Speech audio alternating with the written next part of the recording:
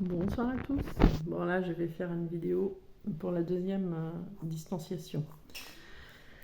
Et pour continuer un petit peu ce qui s'est passé et ce que j'ai mis en place. Alors dans cette deuxième distanciation, comme j'avais expliqué la première fois, j'ai pris le gros sac à dos, vraiment le truc qui en fait nous couche. Mais même si ça s'est fait en une fois, les mois qui ont suivi, il y a eu d'autres choses qui en fait m'ont amené à vraiment devoir créer des choses pour moi et me sortir moi-même de mes difficultés.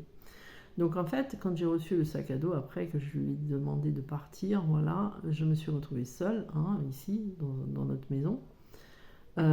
Et du coup, pendant 10 jours d'affilée, je sais pas, une énergie était là et j'ai fait tout ce qui est tri. C'est-à-dire que moi, j'avais une vie avant avec quelqu'un d'autre et j'avais acheté des meubles à cette époque et même si c'était les meubles que j'avais qui étaient à moi, euh, j'ai eu... Enfin, je les avais ramenés dans notre maison puisque c'était mes affaires. Voilà. Mais par contre, pendant cette phase-là, en fait, c'est marrant parce que ça peut être vu comme la phase où nous, avec nos énergies alliées, tierces, etc., enfin, là c'est plus du matériel, donc je dirais plus tierces, eh bien on s'aperçoit des choses et en fait on s'en sépare. Voilà. Et moi c'est ce qui s'est passé en fait. Pendant 10 jours j'ai eu une énergie de malade. Alors en même temps j'avais ces phases de douleur où je hurlais tellement je sentais, mais on aurait dit qu'on mettait un poignard dans le chakra du cœur et qu'on torturait vraiment le chakra du cœur. Au niveau de l'esprit, on n'en parle pas parce qu'il était là avec du matin au soir. Je comprenais plus rien, voilà. Et en même temps, les peurs sont remontées parce que je me suis retrouvée seule, encore une fois, avec les animaux, avec la maison, avec les enfants, avec, j'ai perdu tout à ce moment-là, tout ce qui était revenu financier et tout ça. L'énergie, elle n'était plus là au niveau de ma boutique, j'avais plus rien en fait, j'avais plus rien du tout. Et donc, j'ai commencé à faire un gros tri. J'ai pris toute ma maison et sol au plafond, tout dans les placards, que ce soit tout ce qui est vaisselle d'avant que j'avais moi acheté dans cette ancienne vie, les meubles, les vêtements, tout, absolument tout y est passé, absolument tout. Il n'y a rien que je n'ai il y a rien que je n'ai pas donné ou jeté. Voilà. J'ai fait beaucoup d'allers-retours à la déchetterie, j'ai fait le garage, enfin tout. Et ensuite, après cette étape-là de tout ce qui est mobilier, etc., tout ce qui est au niveau objet, tout ça, pardon, j'ai fait au niveau papier. Au niveau papier, en fait, j'ai refait faire ma carte d'identité, pas ma carte d'identité, j'avais déjà refait faire avant.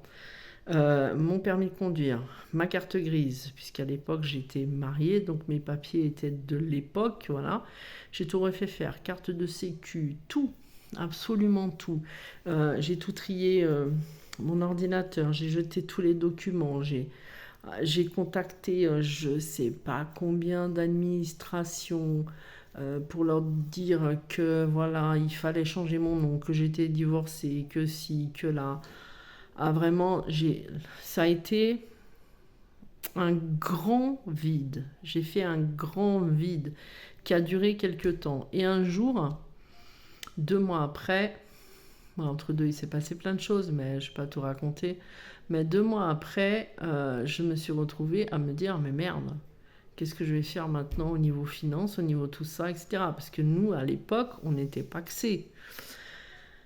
Donc, je n'avais pas déclaré à la CAF que j'étais seule parce que pour moi, il ne pourrait jamais durer aussi longtemps, loin, quoi. Je ne comprenais pas et je me disais, c'est bon, maintenant, il va se réveiller et voilà. Mais ça s'est pas passé comme ça parce que un jour, je l'ai recontacté et lui m'a dit que ben non, il reviendrait jamais encore et que il voulait refaire sa vie sans toutes ces conneries. Quand il m'a dit ça, Quand il m'a dit ça, je sais pas, il l'a jamais su, je crois que je lui ai jamais dit non. Ah mais j'avais l'impression qu'il m'avait, je sais pas, m'a tué d'un coup quoi. Allez hop, poup. J'ai passé des moments terribles et tous ceux à l'époque avec qui je parlais, mes amis qui habitent loin, euh, euh, l'ont vu. J'ai passé des moments de torture, des moments tellement, mais tellement douloureux. Et là, j'ai décidé du coup de me déclarer seule. J'avais pas le choix. J'ai connu la banque alimentaire. Bon, je la connaissais déjà depuis la première fois. Voilà. J'ai connu tout ce qui était services sociaux, hein, évidemment, j'ai pas eu le choix non plus d'aller demander en fait. En fait, c'est marrant parce que cette phase-là, j'avais eu une énergie qui était arrivée où j'étais dans l'action de faire, de me libérer du passé, de tout. Là, je me suis dit, allez hop, maintenant c'est bon, je termine ça, je ferme ça, j'ouvre des portes. Et en même temps, je me suis retrouvée avec cette phase où on doit aller demander de l'aide. Moi, j'ai pas eu d'autre choix que de demander, de m'aider. J'ai contacté des associations pour mes animaux, pour leur demander au niveau de la nourriture. Donc à l'association, j'ai fait Brigitte Bardot. Pour d'autres animaux, j'ai fait une autre association pour les faire stériliser. Euh, J'en ai fait, j'ai même dû, bon, tout le monde le sait, quand on écoute mes vidéos, je l'ai dit, mais j'ai même dû donner mon chien. Un de mes chiens, je n'avais pas eu le choix. Ma santé, elle s'était dégradée. Le financier, on n'en parle pas, j'avais plus rien. De toute façon, je mangeais avec des tickets resto que le service social me donnait pour aller faire les courses. J'ai eu des problèmes de voiture. Et j'ai eu le summum à un moment, parce que ensuite, au moment où je me sortais un peu de ça, il revenait avec autre chose. Donc à un moment, en fait, il a commencé à me... Et au moment où j'ai remonté, lui, il m'a enlevé de son Facebook, il m'a bloqué de Facebook, il a cassé le Pax et je me suis retrouvée dans le néant. Voilà. Dans le néant total. Mais vraiment total. Et, euh, et l'été, en fait, puisque après est venu l'été, j'ai eu l'invasion des fourmis, l'invasion des pince-oreilles, l'invasion des araignées grosses, voilà. Les nids de guêpes qui se mettaient dans la véranda, les nids de guêpes dans le poulailler. J'ai été piquée, moi qui ai horreur des insectes. Voilà. Et j'ai eu le summum du summum d'un coup. C'est que j'ai un nid de frelon qui s'est fait dans une cheminée. Et là, je ne l'avais pas vu. Et là, un jour, une nuit, j'ai été attaquée par un frelon qui est rentré dans ma chambre. Parce que la nuit, on avait en même temps la sécheresse. La sécheresse qui est arrivée, le nid de frelon qui était là, un frelon qui est rentré, qui m'a attaqué en plein milieu de la nuit. Ensuite, un autre qui a attaqué ma fille. Et d'un coup est arrivée une tripotée de frelons, en fait, qui, en fait, m'ont obligée à rester enfermée, volet fermé, tout le temps, jour, nuit, pendant au moins 2 mois, en attendant que je trouve le nid, parce que je ne savais pas où il était. J'ai vécu un enfer avec ces frelons, j'ai vécu un enfer, ils m'ont traumatisée. J'en faisais des crises de nerfs, je pleurais tout ce que je pouvais, je voulais des fois aller boire un petit café dans ma véranda le soir. Ils arrivaient, ils se jetaient contre les vitres, mais moi j'en tremblais, mais de peur. Et un jour j'ai trouvé le nid, donc il a été enlevé.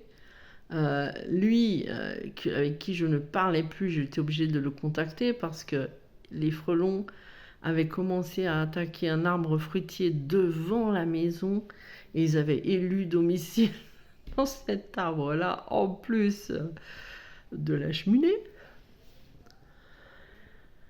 Quand il s'est passé tout ça, franchement, avec la sécheresse en plus, un soir où je devais aller arroser, c'était 10 heures passées du soir, j'ai glissé sur un tuyau, je suis tombée, je me suis planté un bâton dans la cuisse. J'ai dû continuer à arroser, je tremblais, j'étais dans un état mais pitoyable, pitoyable. Franchement, j'ai jamais vu ça, quoi. Et je me disais, mais bordel, mais qu'est-ce qui m'arrive? Qu'est-ce qui se passe? Pourquoi j'ai tout ça d'un coup? Pourquoi? Je comprenais rien, en fait. Je comprenais rien, mais j'ai vécu une période euh, hors norme, hein, je crois. Hors norme. Hein, j'ai jamais connu ça. Et puis entre deux, lui, il continuait toujours. Il y avait ici et là, une histoire de ça, et vas-y. Je suis désolée. Tant pis, je les laisse. Je m'en fous s'ils ont des places après avec moi, de toute façon.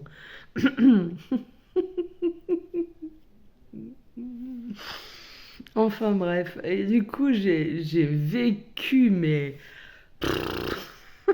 j'ai vécu, mais ah non, mais et maintenant j'y repense. C'était il y a un an, hein, bientôt, hein. Ah bah oui, parce qu'on est au mois de mai. Ah bah oui, j'étais déjà séparée à l'époque, au mois de mai de l'année dernière. J'ai vécu, mais... Et en fait, j'ai continué. J'avais des moments où mais je faisais des crises de nerfs toute seule. Ah ouais, je hurlais toute seule. Je pestiférais là-haut après là-haut en lui demandant s'il se foutait pas de ma gueule. Ah, je lui disais, mais qu'est-ce que t'attends? Qu'est-ce que... Eh ben voilà, qu'est-ce qu'il attend? Bah, il attendait juste que je lâche, que je dise, allez hop, c'est bon, maintenant il me faut de l'aide, à droite, à gauche. Donc j'ai demandé de l'aide. Voilà, j'ai demandé de l'aide à mes fils, parce qu'en plus j'ai des fils adultes, qui n'ont jamais su ce que j'avais vécu. Et un de mes fils, un jour, je l'ai appelé, je lui ai dit, écoute, là, je ne peux plus, j'étais dans un état pitoyable. J'avais, j'avais des nids de guêpes, j'avais une dizaine de nids de guêpes en dessous de ma fenêtre, j'avais des nids de guêpes dans la véranda, j'avais les frelons qui faisaient les allers-retours. Aïe, aïe, aïe, aïe, aïe, jusqu'aux araignées qui rentraient. Un jour, j'étais avec mes enfants et je leur dis, allez hop, on va se détendre, on va se regarder un DVD et tout. J'ouvre le placard à DVD, voilà, une énorme araignée comme ça devant moi. Ah non, mais non, mais non, mais non, mais non, mais non, mais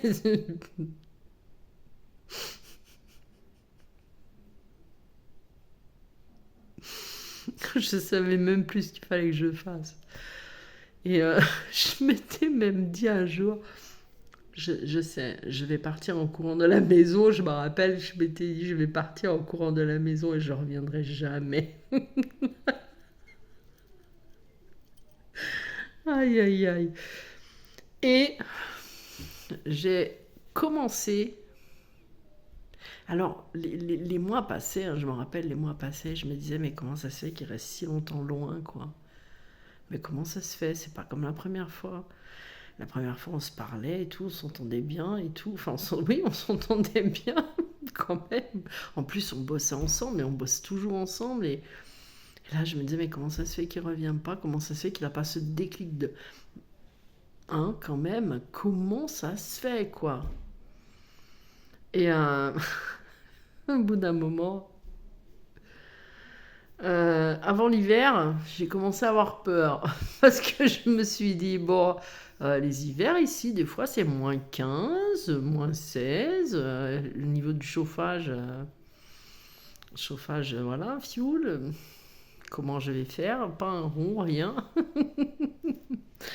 Et il y a une dame qui m'a dit, mais en fait, vous savez, au service social, si vous posez un dossier, ils ont le droit de vous payer jusqu'à un certain montant vous pourriez peut-être avoir un peu de fuel. Alors, direct, j'ai fait le dossier. Je me suis dit, on ne sait jamais. Ils m'ont aidé. Voilà, ils m'ont pas tout payé, mais ils m'ont aidé. J'ai pu en prendre un petit peu, autant de se dire, faut un petit peu être chauffé cet hiver. Et en fait, voilà. Donc, vous voyez, chaque situation, déjà, j'ai été dans l'action de faire. Je me suis cassé la gueule et je me suis laissé me casser la gueule. Je me suis relevée toute seule. J'ai quand même demandé de l'aide. J'ai continué à me faire des soins énergétiques. J'avais été tellement bousillée au niveau du dos que j'ai dû faire demander des massages kinés. J'ai fait de la... Mince, comment ça s'appelle? La micro-kiné régulièrement pour à chaque fois libérer. En fait, c'est comme si à chaque fois il y avait un palier et à chaque fois je me disais, allez, c'est bon, c'est l'heure de la libération. Allez hop, j'allais chez la personne, je faisais faire un soin, je coupais mes cheveux, je refaisais autre chose et je repartais dans une autre énergie. J'éliminais ça. J'ai été beaucoup dans l'action de prendre soin de moi et de mettre en place toutes les possibilités pour pouvoir me sortir de ma propre galère, en fait, de tout ça, quoi, de se dire, allez hop, change d'énergie, change ta façon de penser. Et j'ai continué à étudier tout ce qu'il y avait en commun avec lui. J'ai continué aussi à étudier pour comprendre certaines choses, pour apprendre beaucoup, pour travailler sur les purifications avec les plantes que je fais moi, pour m'investir beaucoup dans les sorts aussi, de tout ce qu'il y avait sorts et purification, etc. Et à l'époque, je ne voulais plus faire pour les autres. Et en fait, une personne m'avait dit, le jour où tu refais pour les autres, dis-le moi. Et à ce moment-là, je t'enverrai des gens qui ont besoin. Et un jour, ça s'est fait comme ça, où j'ai dit, allez hop, il faut faire, parce que ça a l'air de faire partie de ta mission. Quoi qu'il en soit, je n'ai plus réussi à sortir de ça depuis, puisque la magie, c'est pas que enlever des sorts, c'est changer des énergies, faire des prières pour les gens, faire des prières pour soi, purifier, faire des plantes de purification, etc. Fabriquer des encens, enfin... C'est tellement de choses et c'est tellement ce que j'aime faire que j'ai commencé comme ça et j'ai commencé à me sortir comme ça de la galère, mais en même temps à changer mon énergie. Puisque là, j'étais dans l'action, je reprenais mon travail, je reprenais ma passion, ce que j'aimais faire. J'avais ma mission avec les animaux, j'ai commencé à me réinvestir mieux, plus au niveau des animaux. Avant, j'avais pas le temps parce que, évidemment, tellement de choses à faire. Mais même s'ils sont toujours là et qu'ils étaient toujours là, je ne pouvais plus passer autant de temps avec eux. Et à ce moment-là, quand j'ai fait tout ce tri, toute cette purification, tout remis en place, en fait, je suis passée d'une situation dure à une situation où moi-même, j'ai été celle qui s'est amenée une sécurité, en fait. C'est-à-dire qu'on m'avait tout enlevé pour me mettre en insécurité. On sait que les chasseurs, ils ont besoin de la sécurité. Et moi, on m'avait tout enlevé. Je me suis retrouvée dans une insécurité totale. J'ai tout perdu. Tout ce qui est aux alentours. Excusez-moi. Et dans cette insécurité, c'est là où je me suis reconstruite et où j'ai tout fait pour m'apporter toute la sécurité. Donc au niveau financier, j'ai commencé à faire des choses. Au niveau de la maison, j'ai commencé à faire tout ce qu'il fallait pour me sécuriser. J'ai créé des pièges, j'ai mis en place pour les animaux pour me faciliter la vie et pour pouvoir passer du temps avec eux. J'ai commencé à ressortir. Je suis allée en fait au devant des choses cette fois. J'ai été, alors moi qui m'étais beaucoup isolée, voilà,